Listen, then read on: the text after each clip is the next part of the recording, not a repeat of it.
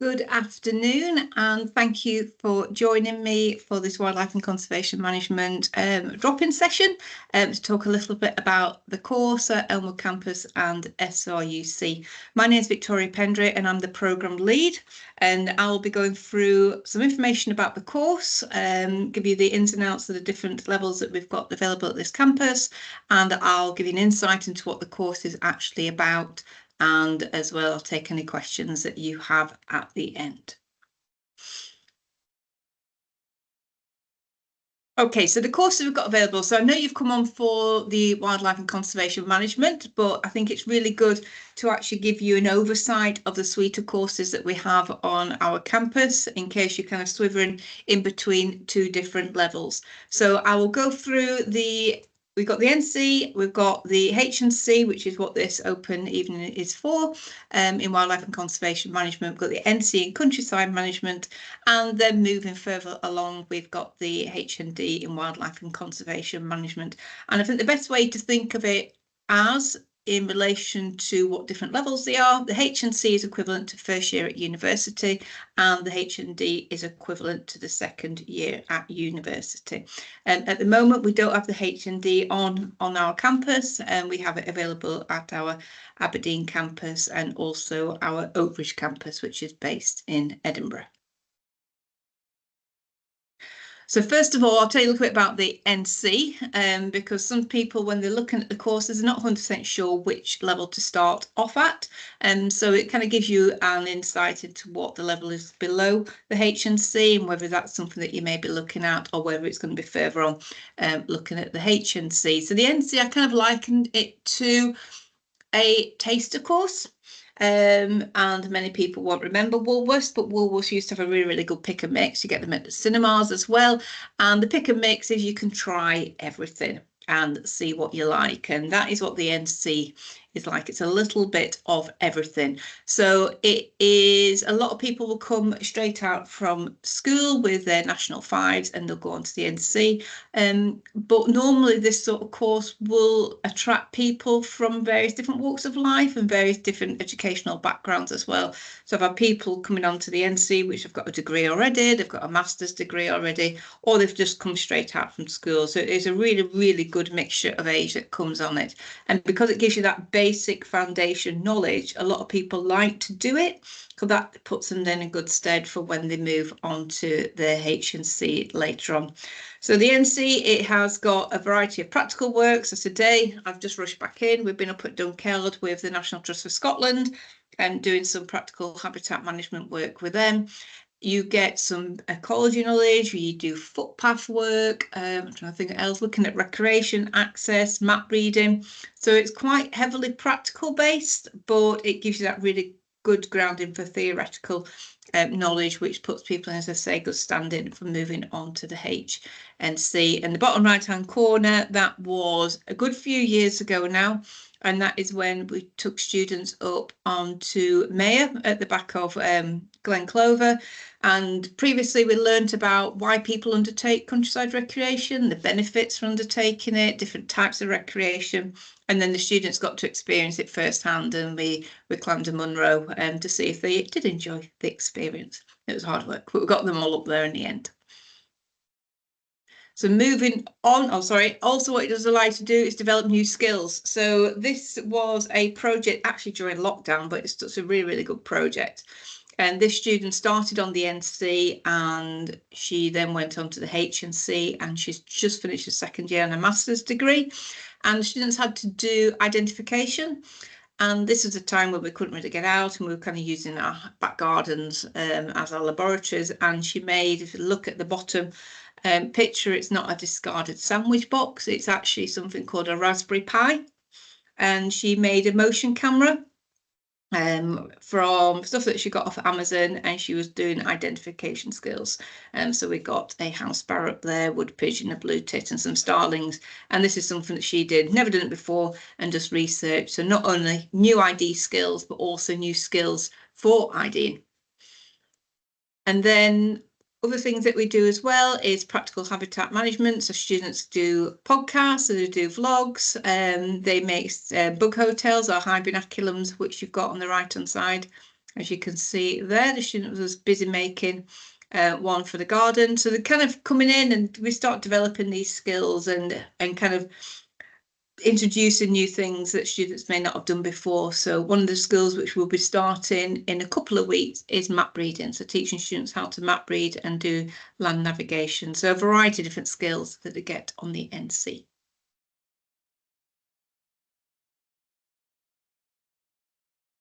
So moving on is the H&C. So as I said before, the H&C is equivalent to that first year at degree level. So there is a jump from NC up to H&C. It's a 2-level jump. But what it does, it takes the courses that we've done on the NC and it concentrates them. So before we did 18 different modules on the NC, on the H&C we're doing 15 different modules. And it is a jump, but it's a jump where you've got help from ourselves to work you through it. And a lot of people who go from NC straight onto H&C cope very well, or if you've done your hires at school as well, again, it's kind of a nice way into it. It's not too much of a jump going up those levels. So we had students up, it's a good few years ago, up on Skye doing some work with the John Muir Trust. And we're building, I think we have got a cross drain going in there on the bottom corner. So a variety of different modules, which I'll explain on the next slide for you. No, on the one after. Hang on, I'll go on to this one first. So people always ask me how we're going to learn. And learning has changed massively over probably the last 5 or 6 years. And we have what we call a Moodle site. Or a VLE, depending where you've studied before. And this allows us to have a variety of different teaching methods. So gone are the days where you come into classrooms and you just listen to somebody talking for 3 hours. What we try and do is make the time that you spend in the classroom really, how can I say it, exploring the different concepts that you look into, a lot of activities that will go on.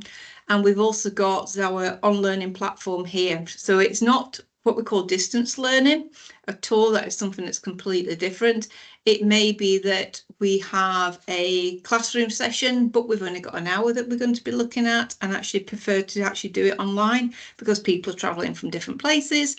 It may be that we have got a classroom session coming up, but I've actually got to use some learning to do beforehand to make that time in the classroom more beneficial. So you may have an online class that you've actually got to listen to, plan some work, and then once we're in the classrooms, we can actually do an activity to back it up. So we have practical things. So we have got some identification skills. We'll still do field work. We still do field trips. We still go out and work with different organisations. We can have online classes. So normally I open it up to the students and say, well, this week we're going to be doing this. Would you like it to be online? It's all recorded as well. So what you can do is you can listen to it back afterwards if you want to, and go through, for example, if we're going through an assessment, it's really good to have it recorded. So if you do miss something, you can go back onto it as well. We put on here any learning material for you. So any links to any websites, any documents that you need to have a look at as well. One good thing we've had, especially for the H&C, we've had a joint module that's run with our Aberdeen campus.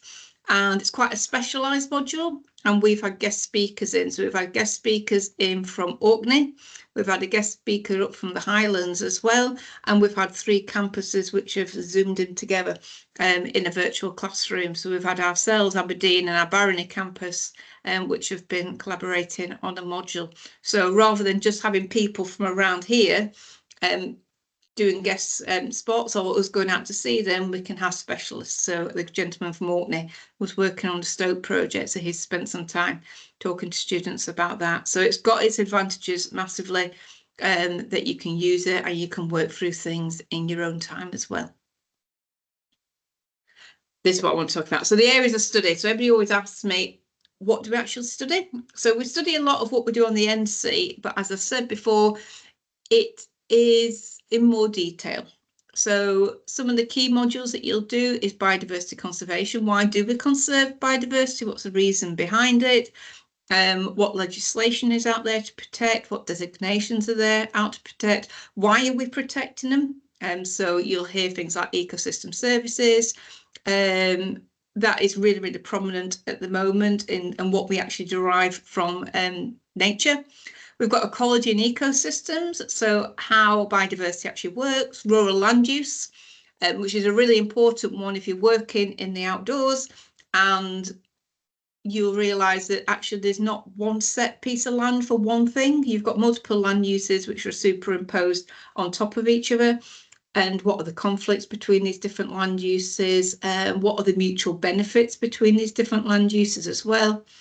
Interpretation of visitor management techniques, you'll find that, and if you ever speak to people who are working in the industry, one of the big things is public engagement. Because no matter what you're doing, no matter what you're managing, the public has a really big impact on everything that you do. So how do you manage visitors?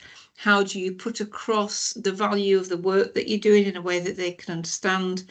And then onto wildlife management, which we've talked about, which is a collaboration between 3 different campuses. And then my favourite one, which is my leadership one, is looking at how you develop educational programmes. So how do you develop an education activity for children, and how do you run it, the different leadership styles that you have to show during it. So that's just some of the areas that we have on the H&C. And I think what the most important thing is, what we like to do is get people out.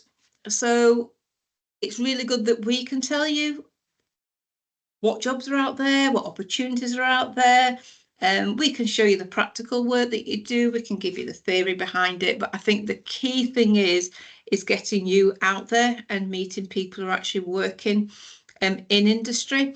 So today, it's actually a funny story, I'll tell you this one now, but today we were out in Dunkeld and we were working with the National Trust for Scotland. So I was with a former student there who's one of the rangers for an NTS, and my NC were doing practical work along the Tay just south of Dunkeld, and she was a master's student from, I think it was 2 years ago when she finally graduated with ourselves. Last week we were out in Dundee with another former student who was my first one 18 years ago, and doing some work with Dundee City Council. And we were on the Tay this morning, and Perfin Kinross Ranger turned up, and he got out of his van, and it was a student from 7 years ago who I'd not seen for 7 years ago, and he had just been he just got a job with Perfin Kinross as one of their green space rangers as well. So he did his NC and he did his H&C. So yeah, so hadn't realised he was there, but it's amazing that when I'm going around and taking students out, you meet people who you have taught and you can see where they've gone to. And I think it's really important is that we get you out and you meet people who work for Nature Scott, and you meet people who work for National Trust and RSPB, and you can get your faces known. You can look at any volunteering opportunities that are available. And I always tell all the students when they're going out is, this person may interview you later on, so get that good impression and work really, really hard and ask loads of questions. So industry links to me is one of the key things that we do drive, and where possible we will get out and we'll work with people who are actually working in the industry.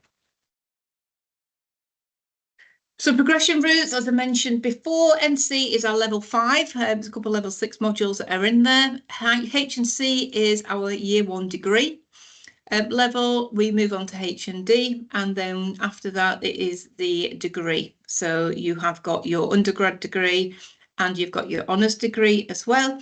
And then finally, if you really wanted to, you've got your MSc, which is your countryside management. We've had students doing it different ways. I have students who've done NC, H&C, H&D, and then they've gone straight on to masters because they've shown the proficiency of working to that level. I've had students who've done NC, H&C, but they've had a degree from previous time at university, and they've also gone straight onto the MSc as well. So there's a variety of different routes. What is unique about our organisation is that you can actually come out at every single level with a qualification. So if you did your H&C and you left at that year, you would have your H&C. If you did your H&D year, you'd leave your H&D year. Or if you did your honours year, you'd leave with that as well. So you have got different articulation routes all the way through it. And once you finish that year, you can then graduate with that qualification, which is really important, because sometimes you may not end up, if you went for a degree, you may not end up going to the end of your 4 years of your degree, and that will be then using your funding up. So with this one, you do get a qualification on your different years. And just kind of going on about the different types of roles that are out there, and also to give you an idea of the profile of different students. So as I mentioned before, when I was out today, I saw a student not seen for, he started when he was 16 and is now 24. Not seen him since that. And also one more mature student who did their masters with us.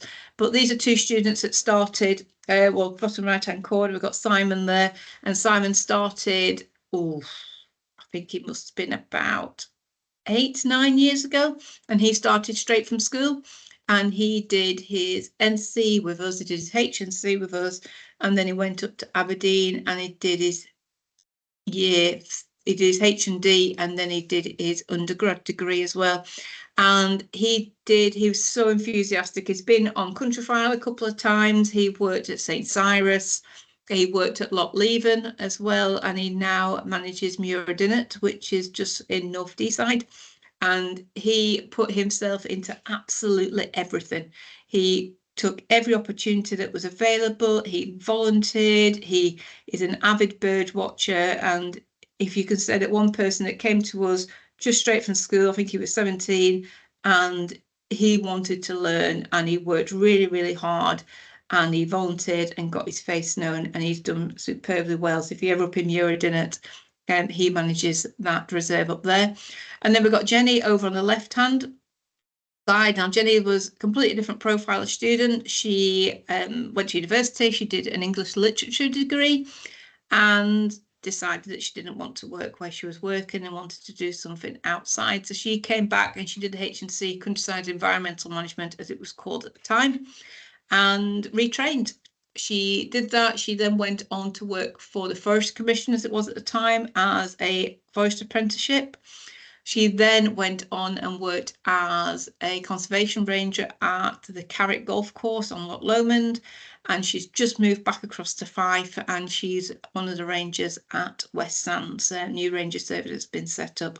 So a completely different background and a completely different way of getting into the industry. And again, she did a forestry thing. She had a skill, and she does bat surveying as well. So it's really good trying to find what your niche is and something that really, really interests you as well. And there's a couple of jobs up there that you can have a look at, what people have gone into. So you've got surveying, we've got people to do footpath maintenance as well, project officers and countryside rangers. And if you've got any questions at all my details are on there. By all means, give me an email and I'll try and answer any questions that you've got. And I'm quite happy to take any questions that you may have, as long as they're easy. Thanks, Victoria.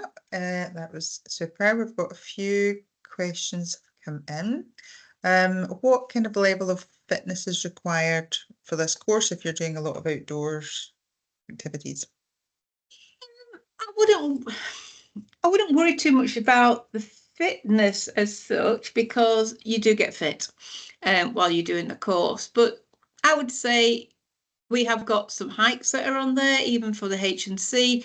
We'll get some hikes as well. So I think it's something that if you're wanting to work in the outdoors now, and this is the direction that you want to go on, I would say you start getting out there, start doing some walking, you've got the Lomond Hills, which are in Fife, and start going up them as well. Because if you want to get the most out of the course, what you don't want to be doing is lagging behind at the back, and by the time you get to the front, and then you can't catch up with what people are saying. So if it's something that you're wanting to do, you're wanting to work outside, and that is a profession and a route that you want to go on, a level of fitness has to be there, because you are working. It is a physical job. So don't worry too much about it. If your fitness level isn't great, do not let it put you off. We'll get you fit because we get you working outside. But just bear in mind, if that's just what you do want to go on, to walk, having to chat with people as you're walking along, doing site visits is part of the course. That's something that you can start working on that now, but do not let it put you off at all. Okay, super, thank you. Another question here, are there any good magazines or podcasts which are helpful for people thinking about starting the course? There's loads of things that you can have a look at, and I always say don't get too bogged down with stuff. Read things that you enjoy, rather than read things because you have to, because that will be coming into the course. If you decide to come on the course, you will have to read things. So at the moment, I would say keep abreast of what's going on at the moment. Magazines, not as much. Podcasts are really good, and I'll just have a quick look at mine. So I've got podcasts, and you can have a look at them. And just have a search. So we've got Trees a Crowd, which is a good one. Let's have a look what else I've got here. You can just kind of go in. I've got the Case for Conservation, Let's Talk Conservation, Outdoor Lives. There's loads of different ones. So what I would say is just try and get a rounding, a good round knowledge of what is going on at the moment. Have a look at the current hot topics at the moment as well. So I've noticed this year with my practical work that we've been doing there's been a lot of tree planting that going on. So maybe have a look at that and see, well, why is a lot of tree planting going on? Like we've got big carbon targets that are there as well. So every organisation is getting trees that are being planted. What's the benefits of planting trees?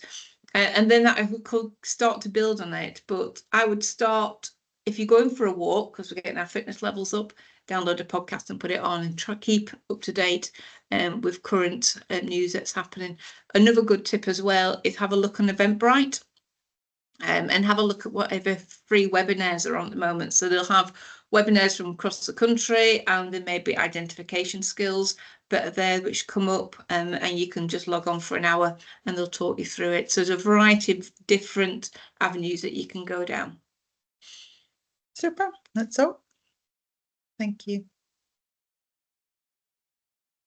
Okay, so no more questions. I think that's us all sorted now. This will very abruptly end when we close, but there will be a recording sent out to everybody who's booked on. So thank you very much, Victoria. No problem at all. Say goodbye. Bye. Bye.